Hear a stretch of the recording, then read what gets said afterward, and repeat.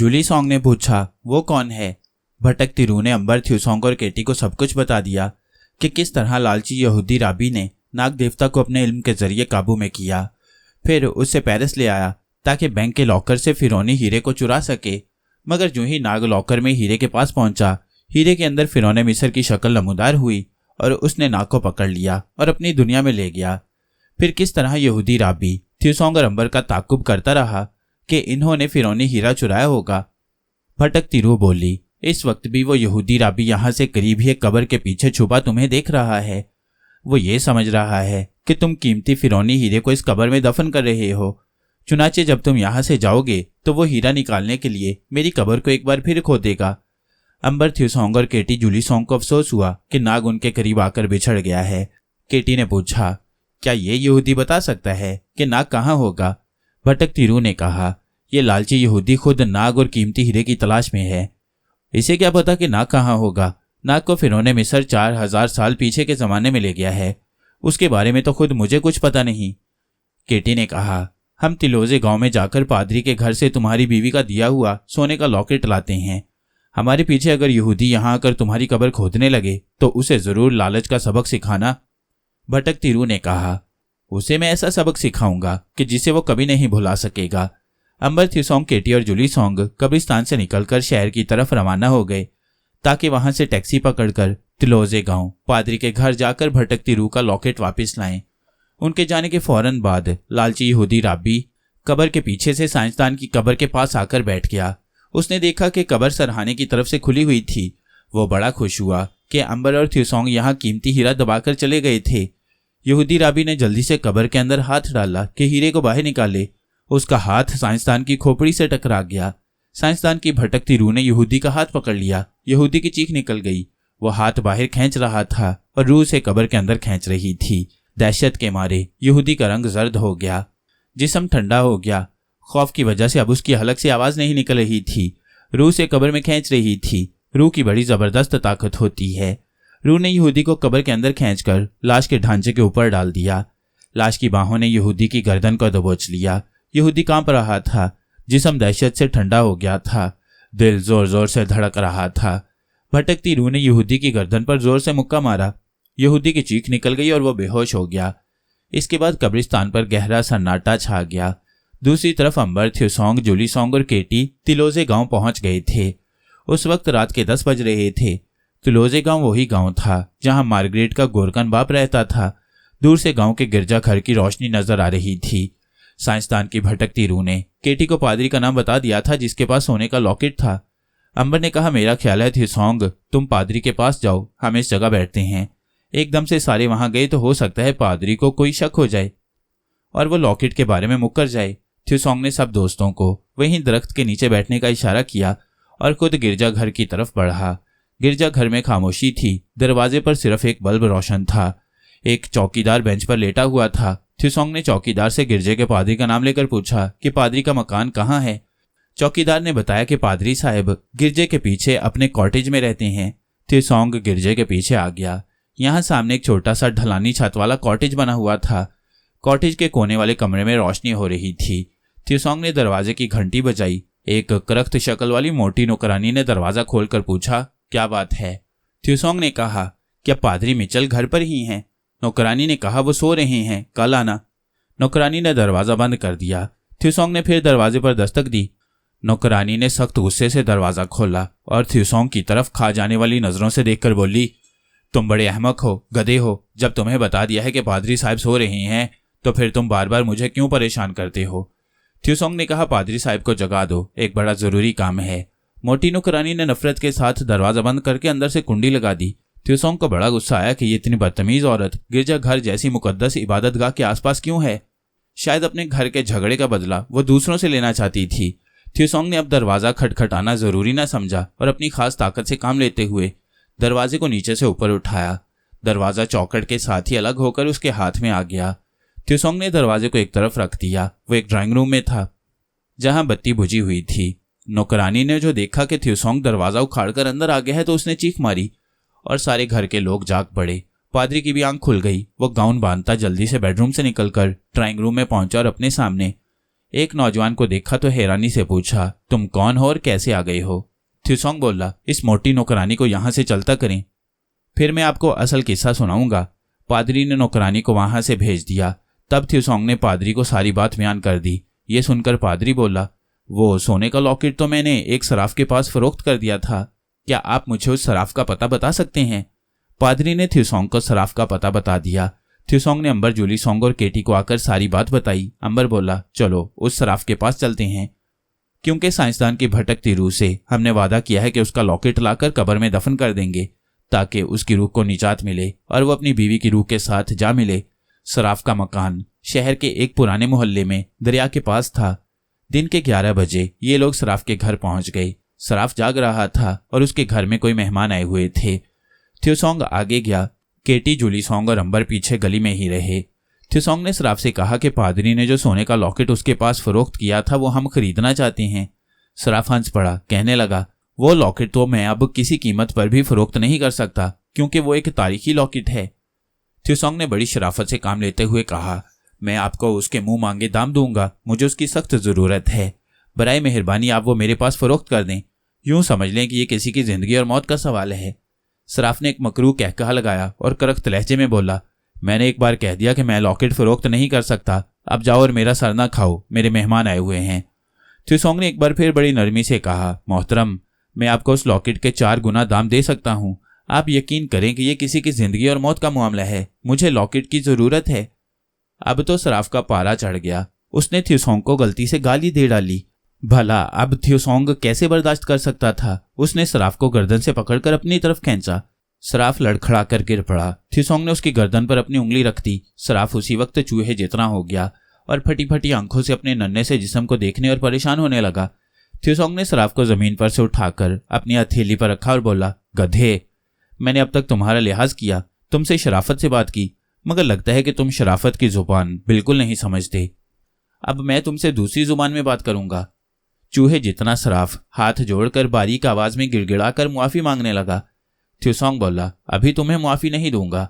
ये कहकर थ्यूसोंग ने सराफ को अपनी जेब में डाला और गली के मोड़ पर खड़े अंबर, जूलीसोंग और केटी के पास आ गया। अंबर ने पूछा, लॉकेट कहाँ है? थ्यूसोंग ने कहा, लॉकेट का मालिक मेरी जेब में है, अभी बता देगा कि लॉकेट कहाँ है, बल्कि खुद लॉकेट यहां मंगवाएगा। अंबर, जूलीसोंग और केटी समझ गए कि थ्यूसोंग ने सराफ को चुईया जितना छोटा करके जेब में डाल लिया है। केटी ने कहा, लेकिन क्या हम उसे अपने होटल में ले जाएंगे? वहां ले जाने में क्या हर्ज है? थ्यूसोंग बोला, ये वहीं लॉकेट मंगवाएगा अब। अंबर और जूलीसोंग ने भी कोई एतराज न किया। वो अपने एयरपोर्ट वाले होटल में आ गए। कमरे में आते ही थ्यूसोंग ने दरवाजे को अंदर से बंद कर लिया और सराफ को जेब से निकालकर मेज पर रख दिया। सराफ की छोटी छोटी आंखें फटी हुई थीं, चेहरे पर दहशत थी। अपने जिस्म को उसने इतना छोटा कभी नहीं देखा था। वो बारीक आवाज में हाथ जोड़कर उससे कह रहा था, मुझे माफ कर दो, मुझे माफ कर दो। अंबर, जूलीसोंग और केटी कुर्सियों पर बैठ गई। जूलीसोंग ने कहा, थ्यूसोंग भाई, अब इसको काफी सबक मिल गया है, इसको असली हालत में ले आओ। थ्यूसोंग ने दूसरी उंगली सराफ की गर्दन से लगाई तो वो उसी वक्त फिर से बड़ा बन गया। वो मेज पर बैठा था। जल्दी से सराफ मेज से नीचे उतरकर खौफ के मारे कालीन पर बैठ गया और सहमी हुई नजरों से जूलीसोंग, केटी, थ्यूसोंग और अंबर को तकने लगा। फिर बोला, मुझसे गलती हो गई, तुम बहुत बड़े जादूगर हो, मैं तुम्हारे जादू के आगे सर झुकाता हूं। थ्यूसोंग ने कहा, यहां से अपने स्टोर में फोन करके लॉकेट इसी कमरे में मंगवाओ। सराफ बोला, अभी मंगवाता हूं जनाब, अभी मंगवाता हूं। सराफ ने उसी वक्त नंबर मिलाकर अपने बेटे को घर पर फोन किया। सराफ ने पहले ही से अपने बेटे को बता दिया था कि जब कभी वो टेलीफोन पर बात करते हुए पहले फिक्रे को 2 बार बोले तो समझ लेना कि मैं सख्त खतरे में हूं और तुम पुलिस लेकर वहां पहुंच जाना। चुनाचे उस वक्त भी अपने बेटे को फोन करते हुए सराफ ने कहा, बेटा, मैं मोरिल्लो बोल रहा हूं, मैं मोरिल्लो बोल रहा हूं। दूसरी तरफ सराफ के बेटे ने बाप को पहला फिक्रा 2 बार बोलते सुना तो समझ गया कि उसका बाप किसी सख्त मुश्किल में फंस गया है। उसने पूछा, डैडी तुम कहाँ हो? सराफ बोला, बेटे, मैं एयरपोर्ट वाले ओले होटल की पहली मंजिल के कमरा नंबर 11 में हूं। तुम सेफ में से सोने का तारीखी लॉकेट निकालकर फौरन यहां पहुंच जाओ। बेटे ने कहा, डैडी मैं समझ गया हूं, मैं आ रहा हूं। सराफ के बेटे माइकल ने फोन बंद कर दिया और इसके फौरन बाद पेरिस के चीफ पुलिस इंस्पेक्टर को फोन करके कहा कि मेरा बाप डाकुओं के कब्जे में है, डाकू उसको कत्ल करने वाले हैं, हमारी मदद करें। उसी वक्त चीफ पुलिस इंस्पेक्टर सिपाहियों को साथ लेकर माइकल के घर पहुंच गया। माइकल ने कहा, मेरे बाप को कुछ लोग अगवा करके ले गए हैं, इस वक्त ओले होटल के कमरा नंबर 11 में हैं। पुलिस इंस्पेक्टर ने कहा, घबराओ नहीं, हम तुम्हारे बाप को अभी ले आते हैं और उन डाकुओं को गिरफ्तार करते हैं। पुलिस इंस्पेक्टर ने सिपाहियों को साथ लिया, माइकल को भी वैगन में बिठाया और एयरपोर्ट वाले होटल की तरफ रवाना हो गया। दूसरी तरफ अंबर और जुलीसोंग केटी और थ्यूसोंग सराफ के बेटे का इंतजार कर रहे थे कि वो सोने का तारीखी लॉकेट लेकर आ रहा होगा। इसकी बजाय पुलिस बड़ी खामोशी से वहां पहुंच गई। पुलिस ने बड़ी होशियारी से वैगन होटल से कुछ दूर पीछे की जानिब खड़ी कर दी और कमरा नंबर 11 को बाहर से घेरे में ले लिया। होटल वालों को पुलिस इंस्पेक्टर ने एतमाद में ले लिया कि वो एक खतरनाक मुजरिम को गिरफ्तार करने आई है। पुलिस इंस्पेक्टर ने अपने सिपाहियों को हुक्म दिया कि 2 सिपाही खिड़की के रास्ते से और 4 सिपाही दरवाजे की तरफ से उसके साथ कमरे में एकदम से धावा बोल देंगे। अंबर, थ्यूसोंग, जुलीसोंग और केटी कमरे में बैठे सराफ के बेटे के आने का इंतजार कर रहे थे। सराफ भी उनके दरमियान कालीन पर सर झुकाए बैठा था। उसके दिल में हिजान मचा था क्योंकि वो जानता था कि अब तक उसका बेटा माइकल पुलिस को लेकर पहुंच गया होगा और पुलिस हमला करने वाली होगी। सराफ को सिर्फ यही खतरा था कि थ्यूसोंग कहीं अपने जादू से पुलिस वालों को भी छोटा न बना दे। इतने में दरवाजे की घंटी बजी। सराफ ने अदाकारी करते हुए कहा, मेरा बेटा लॉकेट लेकर आ गया है। जुलीसोंग ने उठकर दरवाजा खोला। जो ही उसने दरवाजा खोला, पेरिस की पुलिस उसे पीछे धकेलकर एकदम से कमरे में दाखिल हो गई। सिपाही ने उन सबकी तरफ राइफलें तान ली। पुलिस इंस्पेक्टर ने भी भरे हुए पिस्तौल का रुख अंबर की तरफ करते हुए कहा, खबरदार, किसी ने हरकत की तो मैं गोली चला दूंगा। ये सूरत देखकर अंबर, जुलीसोंग, केटी और थ्यूसोंग हैरान रह गए। वो समझ गए कि सराफ ने खुफिया कोड का कोई लफ्ज बोलकर अपने बेटे माइकल की मदद से वहां पुलिस मंगवाई है। पुलिस ने केटी को पहचान लिया कि ये लड़की हेरोइन स्मगल करते हुए पकड़ी गई थी और थाने में 2 कत्ल करके भाग गई थी। 1 सेकंड के अंदर अंदर अंबर, थ्यूसोंग और केटी को हथकड़ियां लगा दी गईं। सराफ बड़ा खुश था कि थ्यूसोंग गिरफ्तार हो गया और उसको जवाबी हमला करने का मौका ही ना मिला। हालांकि ऐसी कोई बात नहीं थी। थ्यूसोंग ने आंख मारकर अपने साथियों को बता दिया था कि उन्हें यहां अपनी ताकत का मुजाहरा करने की बजाय चुपचाप गिरफ्तार हो जाना चाहिए। पुलिस अंबर, थ्यूसोंग, जुलीसोंग और केटी को पकड़कर थाने में ले आई। यहाँ आकर उन्हें पता चला कि केटी को पुलिस ने पहचान लिया है कि वो कत्ल करके भागी थी। चुनाचे इंस्पेक्टर ने केटी को फौरन जंजीर डालकर दूसरी जगह कैद खाने में डाल दिया। अंबर, थ्यूसोंग और जुलीसोंग को हवालात में ही बंद कर दिया। अंबर बोला, मैं तो पहले ही कहता था कि हमें होटल में इस बकबक से पीछा छुड़ाना चाहिए था। अब ये लोग केटी को ले गई हैं। थ्यूसोंग मुस्कुराया। अंबर, ये तुम कह रहे हो जिसके पास हम सबसे ज्यादा ताकत है। अंबर बोला, थ्यूसोंग भाई, मेरे पास ताकत जरूर है मगर ये मॉडर्न जमाना है। मैं आप सब लोगों को किसी मुसीबत में नहीं डालना चाहता। थ्यूसोंग ने कहा, मगर हम पर मुसीबत तो पड़ चुकी है, अब केटी को भी यहाँ से निकालना होगा। अंबर बोला, अभी सबको छुड़ाता हूँ, तुम लोग अपनी अपनी जगह पर हमले के लिए तैयार हो जाओ। ये कहकर अंबर ने एक ही झटके में अपनी हथकड़ी तोड़ डाली। इसके साथ ही थ्यूसोंग और जुलीसोंग ने भी अपनी खलाई ताकत को इस्तेमाल करते हुए अपनी अपनी लोहे की हथकड़ियां तोड़ डाली।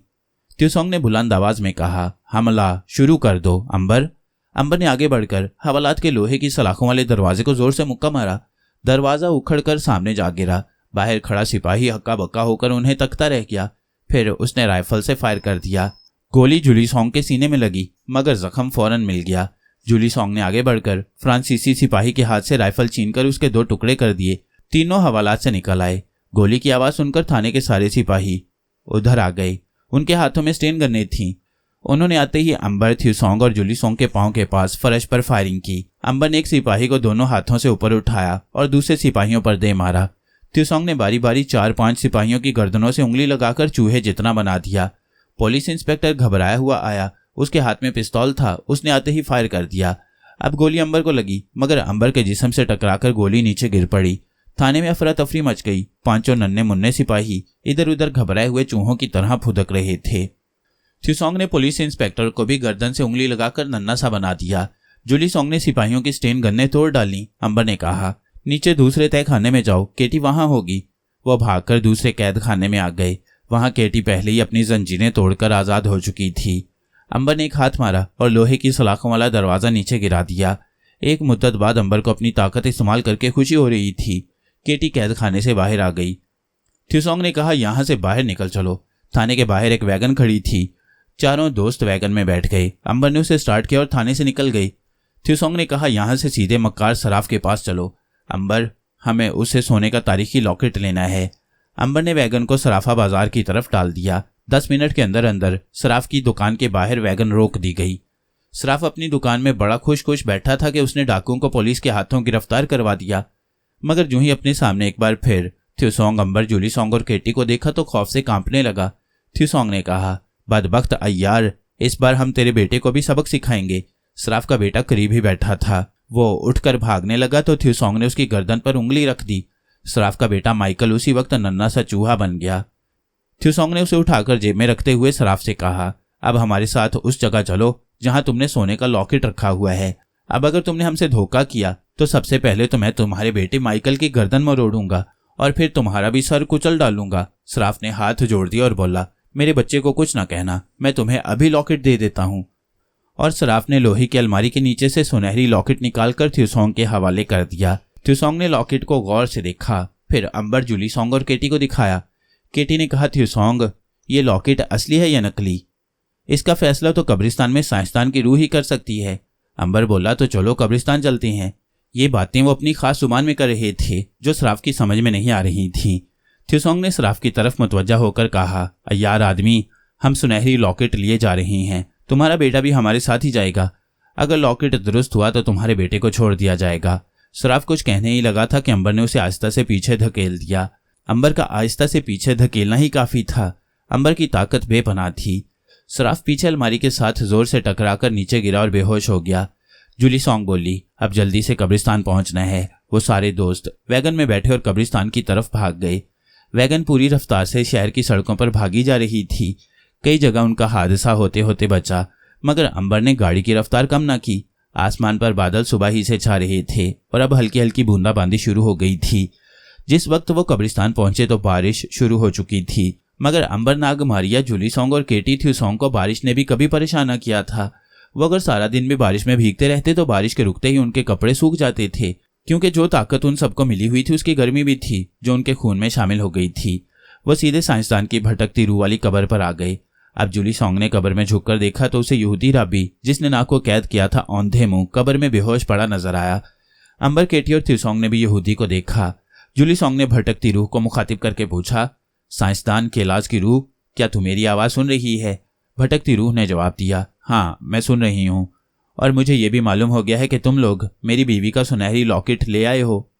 ये वो यहूदी है जिसने नाक पर तिलिस्म किया था। अब ये इस कब्र में 1 माह तक बेहोश पड़ा रहेगा। जूली सोंग ने थ्यूसोंग से सुनहरी लॉकेट लेकर कब्र के अंदर साइंसदान की खोपड़ी के पास रख दिया। इसके साथ ही भटकती रूह के गहरा सांस लेने की आवाज आई। रूह ने कहा, मेरे दोस्तों, तुम लोगों ने मेरे लिए वो काम किया है जो अब तक कोई नहीं कर सका था। मैं तुम्हारा शुक्रिया अदा करता हूँ। अब मैं सुनहरी लॉकेट लेकर वापस अपनी बीवी के रूह के पास जा रहा हूँ। मेरे भटकते फिरने के दिन खत्म हो गए हैं। केटी ने कहा, अपनी बीवी की रूह को हमारा सलाम कहना। भटकती रूह की आवाज आई, मेरी तरफ से मेरी बीवी का सलाम भी कबूल करो, मैं जा रहा हूँ। इसके साथ ही कब्र में से एक शोला सा बुलंद हुआ और आसमान की तरफ जाकर गायब हो गया। थ्यूसोंग, अंबर, केटी और जूली सोंग बड़े खुश थे। थ्यूसोंग बोला, हमने एक भटकती रूह को उसकी बीवी की रूह के पास पहुंचा दिया, ये बड़ा अच्छा काम हुआ है। केटी बोली, अब ये लालची यहूदी 1 महीने तक इसी कब्र में बंद रहेगा। जूली सोंग ने कहा, अब हमें इस शहर से निकल जाना चाहिए, क्योंकि नाक के बारे में साइंसदान की रूह ने हमें बता दिया है कि वो 3000 साल पीछे कदीम फिरौनों के जमाने में पहुंच गया है। अंबर बोला, मगर मारिया का हमें अभी तक कुछ इल्म नहीं है, हमें मारिया को यहाँ रहकर तलाश करना होगा। थ्यूसोंग कहने लगा, मारिया पाकिस्तान के शहर टेक्सला के अजायब घर वाले बाग से गायब हुई थी। मेरा ख्याल है कि हमें वापस टेक्सला जाकर उसी जगह उसका सुराग लगाने की कोशिश करनी चाहिए। यहाँ हम शायद मारिया को हासिल ना कर सकेंगे। जूली सोंग, केटी और अंबर को भी थ्यूसोंग की यह तजवीज़ पसंद आई। अंबर बोला, ठीक है, हम आज ही हवाई जहाज में पाकिस्तान के लिए 4 सीटें बुक करवा लेते हैं। केटी बोली, मगर यहाँ की पुलिस हमारी तलाश में है, वो एयरपोर्ट पर भी पहुंच जाएगी। अंबर बोला, पुलिस हमारा कुछ नहीं बिगाड़ सकेगी, हम उन सबको भगा देंगे। थ्यूसोंग कहने लगा, वो तो ठीक है, मगर इसका नुकसान जरूर होगा कि एयरपोर्ट पर अफरा तफरी मच जाएगी। हो सकता है कि यहाँ फौज भी आ जाए और फिर हवाई जहाज की परवाज भी मुलतवी हो सकती है, यूं हम पाकिस्तान ना जा सकेंगे। जूली सोंग कुछ सोचकर बोली, मेरा ख्याल है कि हमें भेस बदलकर यहाँ से निकलना चाहिए। अंबर और थ्यूसोंग मुस्कुराए। केटी बोली, जूली सोंग ठीक कह रही है, हमें भेस बदलकर निकलना होगा। इस तरह से हम आसानी से फरार होने में कामयाब हो जाएंगे, शोर भी नहीं मचेगा और हम यहाँ से परवाज भी कर जाएंगे। अंबर ने पूछा, लेकिन हम क्या भेस बदलेंगे? केटी ने कहा, हम डिस्को गाने वाले बन जाते हैं। ये तजवीज़ सबको पसंद आई। वो कब्रिस्तान से निकलकर सीधे शहर के एक बड़े स्टोर में गए। रुपए उनके पास काफ़ी थे। उन्होंने वहां से डिस्को बॉय के कपड़े और गिटारें खरीदी और होटल में आकर भेस बदल लिया। सबने चेहरे पर छोटी छोटी दाढ़ियां लगा लीं। सरों पर गोल्डन बालों वाली विग्गें जमा ली, तंग पतलूनें और नीली सुनहरी जैकेटें पहन ली, हाथों में गिटारें पकड़ ली। और जब अंबर, थ्यूसोंग, केटी और जूली सॉन्ग इस भेस में होटल से बाहर निकले तो वो यूरोप के गाने वाले डिस्को सिंगर्स लग रहे थे। कोई नहीं पहचान सकता था कि ये अंबर, थ्यूसोंग वगैरह हैं। केटी और जूली सॉन्ग ने भी डिस्को बॉयज का भेस बदल रखा था। होटल से निकलकर वो सीधे एयरपोर्ट पर पहुंच गए। यहाँ पहुंचकर अचानक अंबर रुक गया। उसने कहा, एक बात तो हम भूल ही गए हैं, यहाँ तो टिकट लेने के लिए पासपोर्ट दिखाना पड़ेगा और पासपोर्ट हम में से किसी के पास नहीं है। थ्यूसोंग ने बेजारी से सर झटक कर कहा, इस मॉडर्न जमाने में पासपोर्ट की भी एक मुसीबत है, ये कैसा जमाना है। केटी और जूली सॉन्ग भी नाउमीद सी होकर कुर्सियों पर बैठ गईं। अंबर बोला, हमें कुछ न कुछ जरूर करना चाहिए। एयरपोर्ट पर पुलिस गश्त लगा रही थी, लेकिन अभी तक पुलिस ने अंबर, थ्यूसोंग और जूली सॉन्ग और केटी में से किसी को नहीं पहचाना था। सब उन्हें डिस्को सिंगर्स ही समझ रहे थे। चारों लाउंज की कुर्सियों पर बैठे थे और सोच रहे थे कि क्या करना चाहिए। पासपोर्ट हासिल करना नामुमकिन है। अंबर ने कहा, सिर्फ एक ही रास्ता रह गया है कि थ्यूसोंग बारी बारी हम सबको छोटा छोटा बना दे और हम किसी न किसी तरह जहाज में सवार होने की कोशिश करें। उसके बाद थ्यूसोंग खुद भी छोटा बनकर जहाज पर आ जाए। थ्यूसोंग बोला, मैं भी यही सोच रहा था। अभी जहाज उड़ने में 1 घंटा बाकी है। ये जहाज काहिरा और दुबई से होता हुआ पाकिस्तान पहुंचेगा। तुम लोग मेरे साथ इस तरफ आ जाओ जिधर हवाई अड्डे का जंगला है, क्योंकि वहां से तुम लोग जहाज पर सवार होने की कोशिश कर सकते हो। सब उठकर हवाई अड्डे की दूसरी तरफ आ गए, जहां उनके सामने लोहे का जंगला लगा हुआ था। यहां से किसी को अंदर जाने की इजाजत नहीं थी। लोहे की जाली वाली दीवार ऊपर तक चली गई थी। केटी ने कहा, हम छोटे बनकर जाली के सुराखों में से दूसरी तरफ निकल सकते हैं। थ्यूसोंग ने कहा, वो दूर एयर फ्रांस का जहाज खड़ा है, उस पर सामान लादा जा रहा है। तुम लोग सामान वाले ट्रक पर चढ़कर सामान के साथ ही जहाज में सवार हो जाना। मैं यहाँ 1.25 घंटा तुम्हारा इंतजार करूंगा। अगर तुम लोग इतनी देर में वापस मेरे पास ना आए तो मैं समझ जाऊंगा कि तुम जहाज पर सवार हो गए हो। फिर मैं भी अपने आप को छोटा बनाकर तुम्हारे पास जहाज में आ जाऊंगा। अंबर, जूली सॉन्ग और केटी ने कहा कि बिल्कुल ठीक है, हम ऐसा ही करेंगे। अंबर ने कहा, अब तुम हमें छोटा बना दो। जहाज हम देख रहे हैं, हम उसकी तरफ थोड़ा थोड़ा वक्फा डालकर जाएंगे। थ्यूसोंग ने अंबर, जूली सॉन्ग और केटी की गर्दनों पर उंगली लगाकर बारी बारी तीनों को बिल्कुल नन्हा सा बना दिया। ये इतने छोटे हो गए थे कि आसानी से देखे नहीं जा सकते थे। थ्यूसोंग ने झुककर अंबर से कहा, अंबर, पहले तुम जहाज की तरफ जाओ। अंबर बिल्कुल इंसानी उंगली जितना बन चुका था। वो जाली के सुराख में से दूसरी तरफ निकल गया।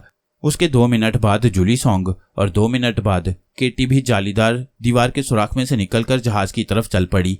आगे आगे अंबर था, पीछे जूली सॉन्ग और उसके पीछे केटी थी। तीनों उंगली जितने साइज के थे और चलते चलते रनवे पर पहुंच गए। जहाज सामने खड़ा था। जहाज अब उन्हें बहुत बड़ा लग रहा था। अंबर ने देखा कि जहाज के नीचे एक ट्रक खड़ा है जिसमें से सामान निकाल निकाल कर जहाज में भरा जा रहा है। अंबर इतना छोटा था कि वहां वो किसी की नजर में नहीं आ रहा था। वो खिसकता हुआ ट्रक के पीछे आ गया, फिर एक सूटकेस पर चढ़कर बैठ गया। ये सूटकेस दूसरे सामान के साथ जहाज के अंदर रख दिया गया। उसके बाद जूली सॉन्ग और केटी भी सामान के साथ ही किसी न किसी तरह जहाज के सामान वाले खाने में पहुंच गई। ठीक आध पौन घंटे बाद थ्यूसोंग ने भी अपनी गर्दन पर उंगली लगाई और छोटा बनकर जाली के सुराख में से दूसरी तरफ निकलकर जहाज की तरफ रवाना हो गया। जिस वक्त थ्यूसोंग जहाज के करीब पहुंचा तो जहाज पर सामान लादा जा चुका था और ट्रक भी चला गया था। जहाज के सामान वाले खाने का दरवाजा बंद कर दिया गया था। थ्यूसोंग एक तरफ रुक गया, सोचने लगा कि अब उसे क्या करना चाहिए। उसे यकीन था कि अंबर, केटी और जूली सॉन्ग जहाज के सामान वाले खाने में पहुंच चुके होंगे, मगर अब वो उस खाने में नहीं जा सकता था। अब एक ही रास्ता था कि वो उस सीढ़ी पर से गुजरकर जहाज में सवार हो, जिस पर से दूसरे मुसाफिर कितार की शक्ल में जहाज पर सवार हो रहे थे। ये काम आसान नहीं था। थ्यूसोंग को देखा जा सकता था। वो क्या करे, वक्त भी कम रह गया था। जहाज के परवाज करने में सिर्फ 15 मिनट बाकी रह गए थे।